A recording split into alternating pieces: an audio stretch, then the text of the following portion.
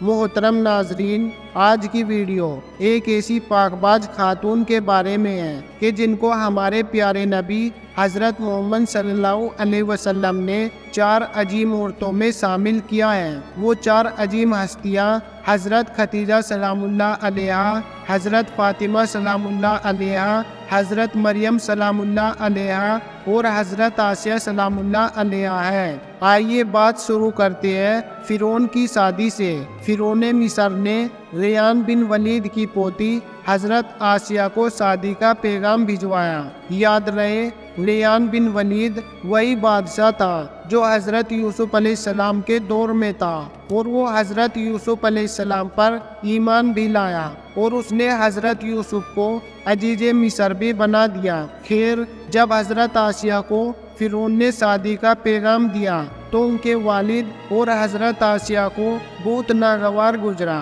کیونکہ فرعون مصر پہلے دن سے ہی ظلم و بربریت کے لیے مشہور تھا۔ لیکن فرعون نے اپنی بادشاہت کے زور پر جبراً حضرت آسیہ سے شادی کر لی اور دھمکی دی کہ اگر یہ شادی نہیں کرے گی تو آپ کے والدین کو قتل کر دیا جائے گا۔ لیکن شادی ہونے کے بعد بھی اللہ پاک نے حضرت آسیہ کو فرعون سے محفوظ رکھا اور وہ آپ پر قادر نہ ہو سکا۔ اس بارے میں مفسرین لکھتے ہیں کہ شادی کی پہلی ہی رات جب فرعون حضرت آسیہ سے ہم بستری کے لیے کمرے میں گیا تو اللہ نے اس پر نیند کا ایسا غلبہ ڈالا کہ وہ ساری رات ہی سویا رہا۔ کچھ کتابوں میں لکھا ہے کہ اللہ نے فرعون کو نامرد کر دیا تھا، جس وجہ سے وہ حضرت آسیہ سے صحبت ہی نہ کر سکا، اور بعض نے لکھا کہ فرعون کو ایک ایسی عجیب بیماری لاحق ہوئی کہ طبیبوں نے اس کو ساری عمر صحبت سے منع کر دیا تھا۔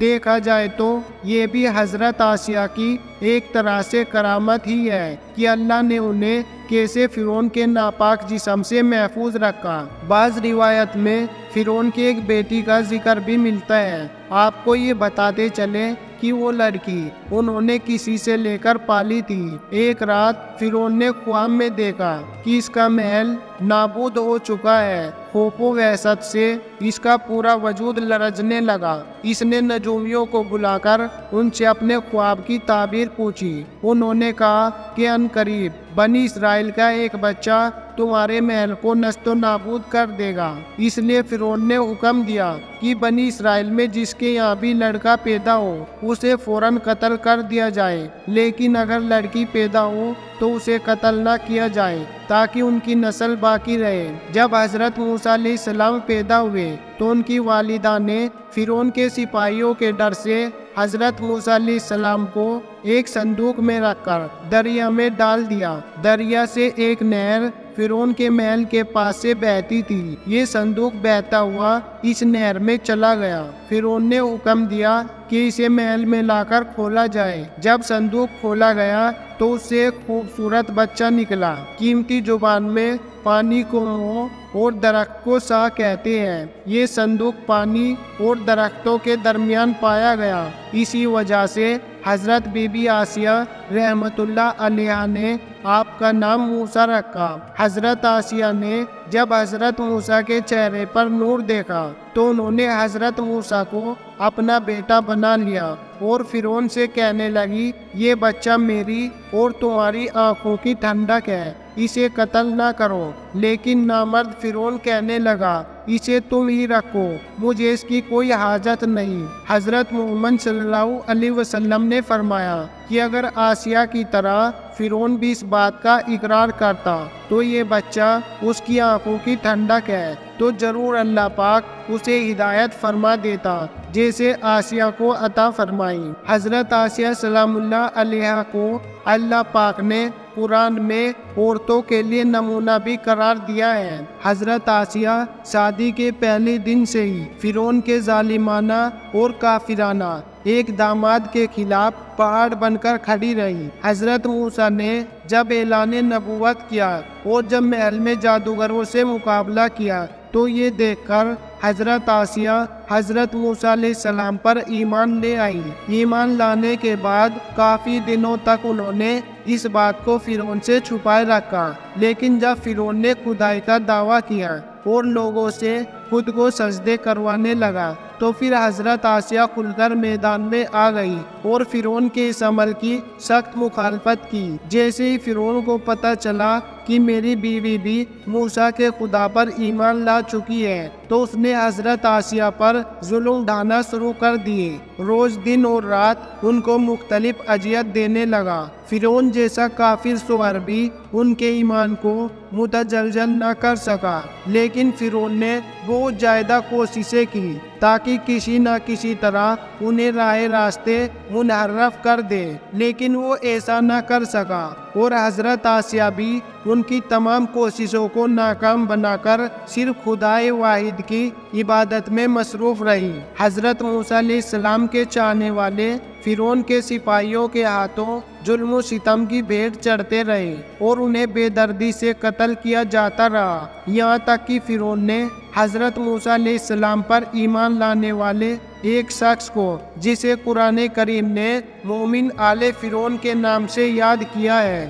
بڑی ہی بے دردی سے قتل کر دیا، جس کے بعد حضرت آسیہ کا صبر کا پیمانہ چھلک اٹھا اور وہ کھلم کھلا فرعون کی مخالفت کرنے لگی۔ فرعون میں گیج و غضب کی آگ بھڑک اٹھی۔ اس نے اپنی زوجہ آسیہ کو بہت ہی دردناک طریقے سے اذیت پہنچائی۔ اس ظالم نے ان پر بڑے بڑے عذاب کیے اور ان کو بہت زیادہ مارا اور جد و کوب کیا اور چومیکا کر دیا، یعنی 4 کھوٹیوں میں آپ کو گاڑ دیا۔ حضرت آسیہ رضی اللہ تعالی عنہا کے چاروں ہاتھوں پیروں میں لوہے کی کیل ٹھوک کر چاروں کونوں میں اس طرح جکڑ دیا کہ وہ ہل بھی نہیں سکتی تھی، اور بھاری پتھر ان کے سینے پر رکھ کر ان کو ریت پر دھوپ میں لٹا دیا اور پانی بند کر دیا۔ اللہ اکبر! ایک دفعہ ذرا سوچئے تو صحیح دوستوں کہ تن تنہا عورت اور ظالم و جابر شوہر کا محل